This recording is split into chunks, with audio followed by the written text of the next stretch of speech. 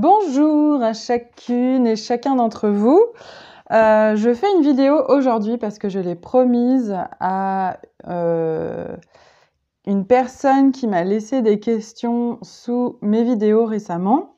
Je les ai notées parce que comme je filme avec mon téléphone, je ne peux pas regarder mon téléphone en même temps que je filme. Donc j'ai pris le temps de tout recopier sur un post-it. Pour répondre à cette question qui est peut-être partagée. C'est pour ça que j'ai envie de répondre en vidéo. Et j'ai aussi envie de répondre en vidéo parce qu'à mon avis, ça sera bien plus efficace que de longs discours écrits. Donc clairement, pour moi, c'est un gain de temps.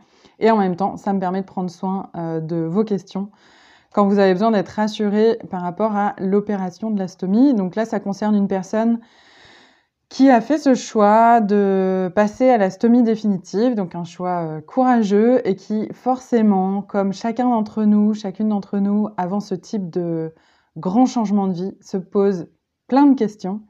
Et une des questions que j'ai trouvée intéressante, parce que je l'ai abordée, je pense, au fil de mes vidéos, mais après, là, ça veut dire qu'il faut regarder celle qui date d'il y a 1 an ou 2.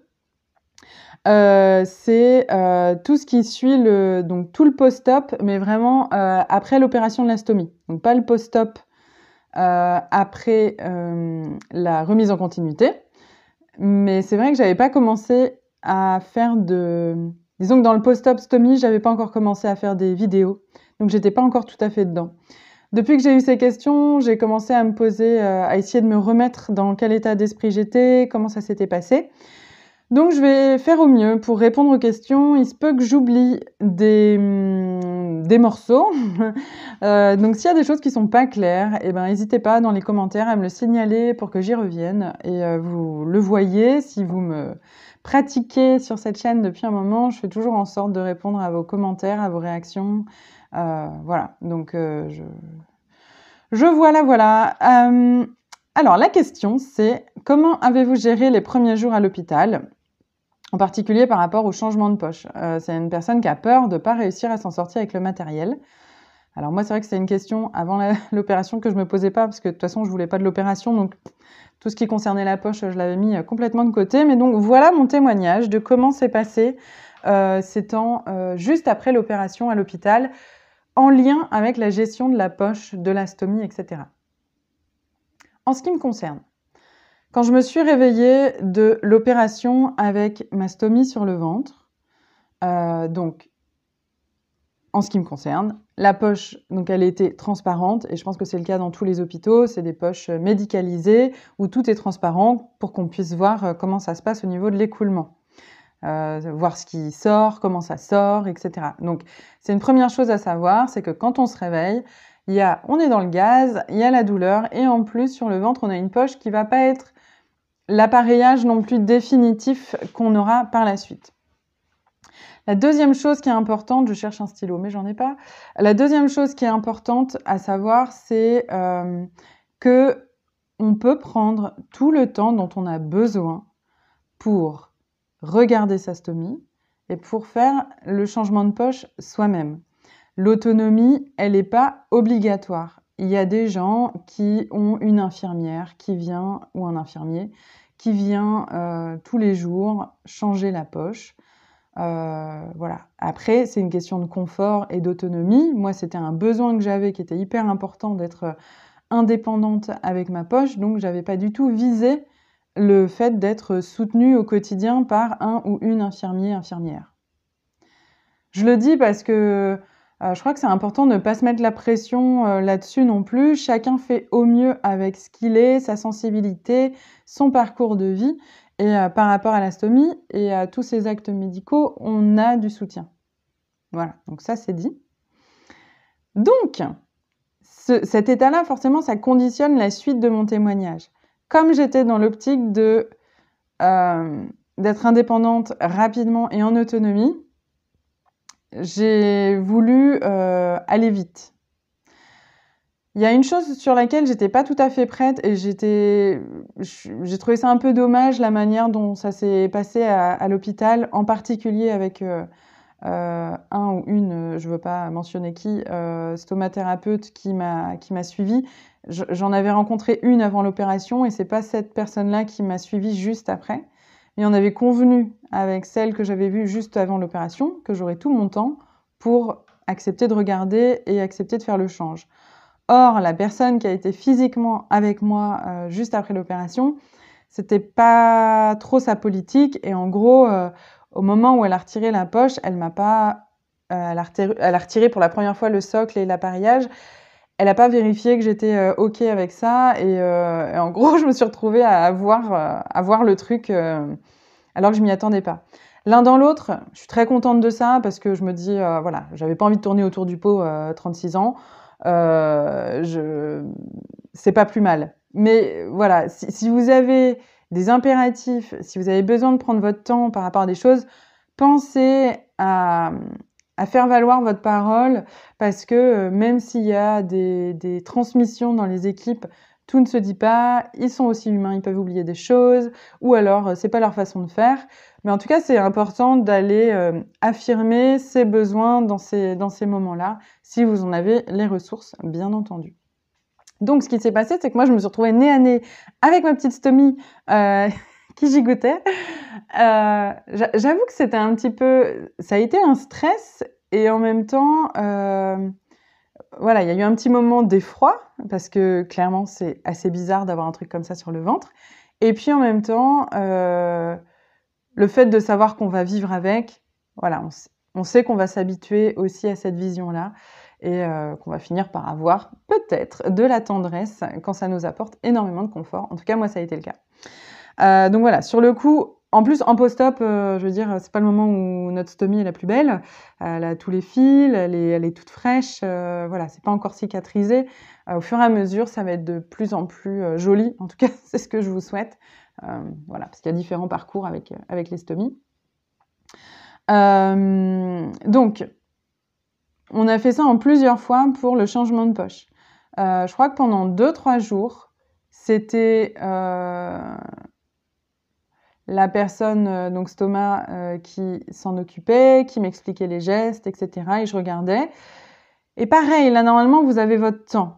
Et en tout cas, il y avait des médecins qui m'avaient dit « Prenez votre temps, vous n'êtes pas obligé de sortir de l'hôpital en sachant changer votre appareillage. » Voilà. Mais finalement, la personne stoma qui m'a suivie m'a plutôt encouragée à aller vite. Donc en gros, elle est arrivée, je crois, le 3e matin en me disant « Bon, bah, c'est vous qui allez faire le changement, je suis avec vous, mais on s'en occupe ensemble. » Et je pense que c'est parce que j'ai dû me faire opérer le jeudi. Jeudi, elle est venue le vendredi. Oui, donc c'est pas le matin parce qu'on le changeait pas tous les jours, on le changeait tous les 2-3 jours. Et donc le week-end, je suis restée comme ça. Mais en fait, je me souviens d'avoir dû faire un changement un peu sauvage, en mode, je sais pas exactement comment je dois faire, mais je vais le faire. Enfin, c'était vraiment tout frais. J'avais eu une permission pour sortir l'après-midi, et puis en revenant, ça me gratouillait un peu, donc je voulais changer le matos, et j'avais essayé de me débrouiller seule, mais je me souviens que j'étais un peu en mode waouh, je me lance dans un truc énorme. Donc je pense que je l'avais fait qu'une fois avec le stoma. Donc ça devait être la semaine suivante. On avait dû laisser passer le week-end, et en début de semaine suivante, voilà, je m'y étais mise. Donc genre 5-6 jours après l'opération, au 2e, 3e changement, là j'avais commencé à le faire moi-même.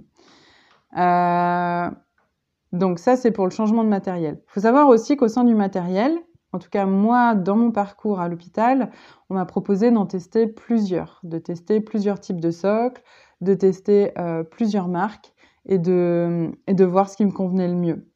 Et à l'issue de ça, on a convenu avec la personne stoma de ce qu'ils allaient me prescrire pour que j'ai le matériel à la maison. Parce que moi, au début, j'ai cru que je pouvais avoir le choix tout le temps, puis en fait, non. À un moment donné, on a le droit à un type de poche. Moi, je sais pas, j'ai dû les user. Franchement, j'ai le droit à 2 types de poches. Un type de poche à bouchon et un type de poche qui se repliait. Et ça me permettait, suivant mes habits, suivant le besoin de confort que j'avais, de switcher. Et franchement, j'ai trouvé ça hyper confortable de pouvoir avoir plusieurs types de poches à disposition et de pas avoir tout le temps la même. Rien que pour l'aspect routine, hein, enfin, franchement. Et puis en plus, comme il y a des avantages et des inconvénients dans chaque type d'appareillage, ben, ça permet de faire primer certains avantages sur d'autres, suivant notre humeur, là où on en est, etc. Je vois les bouchons, je trouvais ça mais tellement pratique à vider, c'était simple, efficace, et en même temps, comme c'est rigide, c'est un peu moins facile à cacher, mais en même temps, ça fonctionne très bien aussi. Voilà, donc vraiment de ce côté-là, j'ai pu prendre mon temps, même si on m'a quand même on m'a mis le pied à l'étrier un peu plus vite que ce que j'aurais fait naturellement. Mais je le regrette pas du tout et je suis assez contente qu'on m'ait dit quelque part vous en êtes capable, vous allez voir, ça va bien se passer, etc. La deuxième question, c'est au bout de combien de temps je suis rentrée de l'hôpital après l'opération, donc que je suis rentrée à la maison. Je crois que je suis restée une bonne semaine, 5-6 jours à l'hôpital. Et j'étais bien. J'étais bien à l'hôpital, j'avais envie de rester un peu plus longtemps. Et en même temps, je sentais que j'avais repris des forces, que j'avais repris confiance, que j'étais bien dans mon corps malgré tout, et que j'arrivais à changer. Je devenais autonome. En gros, ça aurait été confortable pour moi d'avoir un jour ou deux de plus pour me conforter là-dedans. Après, il y a une question complètement pratique et logistique. Ils avaient besoin d'un lit. Donc moi, j'ai dit, bon, bah, et clairement, hein, je suis dans les mieux là dans le service. Donc, et puis, enfin, clairement, tout était OK pour moi. Là, c'était vraiment juste une question de confort supplémentaire. Donc, ils m'ont demandé si c'était OK pour moi de partir. Après, si j'avais dit non, non, j'ai besoin de rester, ils m'auraient gardé. Hein, y a pas de... Ils foutent pas les gens dehors comme ça. Mais voilà. En tout cas, ils m'ont tendu une perche pour partir aussi un peu plus tôt. Et je l'ai saisie parce que je me sentais aussi assez confortable. Après, c'est vrai que pour moi, le changement d'hôpital, enfin de l'hôpital à la maison, ça a été un cap parce que bah, on est tout seul, même si on sait qu'on a l'équipe qu'on peut contacter, on reste seul. Donc là, c'est vraiment important. C'est un conseil que je peux donner. De bien se noter les numéros, les adresses mail des personnes qui peuvent nous soutenir. Si c'est l'hôpital, bon, moi, oui, la particularité aussi, c'est que je suis loin de mon hôpital. Enfin, je suis loin, je suis pas non plus excessivement loin, mais je suis à 2 heures, 2 heures et quart. Donc, j'y vais pas en 30 minutes si j'ai besoin. Donc, du coup, pour moi, c'était important aussi d'avoir le nom de tous ces contacts et de savoir que je pouvais les avoir. Et puis, j'avais aussi créé un relais avec l'hôpital qui est pas loin de chez moi, au cas où. Et j'ai eu des consultations avec une stoma dans l'hôpital proche de chez moi. Donc, voilà. Même si on rentre chez soi, on n'est pas non plus tout seul dans la nature, même si ça donne cette impression. Et c'est important, du coup, de commencer à refaire du lien avec une équipe sur place. Et puis voilà. Et puis les stomas, ils sont... voilà, ils savent, ils en ont vu, ils savent toutes les problématiques qu'on peut avoir. Moi, ce qui s'est passé, c'est que j'ai repris du poids. Ça a fait changer la taille de ma stomie. Il a fallu réadapter du matériel. Donc vraiment, le point de vigilance que j'ai envie de vous transmettre, c'est d'être très attentif à ce qui se passe au niveau de la stomie, pour en prendre soin au maximum, surtout quand on sait que c'est une opération définitive. Et donc, il peut y avoir des enjeux à pas laisser traîner des complications. S'il y a une colle qui convient pas, essayer de trouver un autre matériel. Il y a certains cas assez extrêmes où il y a une allergie, il y a une réaction de la peau au col des stomies. Mais sans ça, dans 98% des cas, tout se passe bien. Et moi, je sais que j'avais du mal à supporter une colle d'un fournisseur. Et voilà, il y en a 2-3 autres à explorer, voire même peut-être plus maintenant. Donc il y a des issues possibles. Est-ce que j'ai d'autres choses? Je vais faire une pause pour relire. Je crois que j'ai répondu à toutes les questions. La question aussi, c'était est-ce que j'ai été suivie à la maison après l'opération pour changer le socle? Non. Mais c'est possible de l'être quand on n'est pas prêt et qu'on sort. Après combien de temps je suis rentrée? Donc je dirais environ une petite semaine, 5-6 jours, ou 6-7 jours. Voilà. Pour la personne qui a posé la question, j'espère avoir répondu à tout. Si c'est pas le cas, donc dans les commentaires pour des compléments d'information que je ferai en sorte d'apporter. Voilà, j'avais envie de faire un petit mot de la fin, genre, j'espère que tout va bien se passer, enfin, que ça va se passer pour vous aussi bien que pour moi. C'est aussi ça que j'ai envie de voilà, que je souhaite à chacun et bravo pour cette décision qui est, vraiment très courageuse et je suis sûre que tout va bien se passer. C'est normal d'avoir une appréhension sur, voilà, à quoi va ressembler cette nouvelle vie. J'ai fait une vidéo de changement de matériel dans le petit panel maintenant qu'il y a sur cette chaîne. Donc si jamais il y a des besoins particuliers, il y a aussi d'autres ressources sur la chaîne. Voilà, bon, j'ai pas non plus le cerveau qui est hyper connecté là, j'ai une petite nuit, donc j'ai peut-être oublié des choses, mais j'y reviendrai si nécessaire.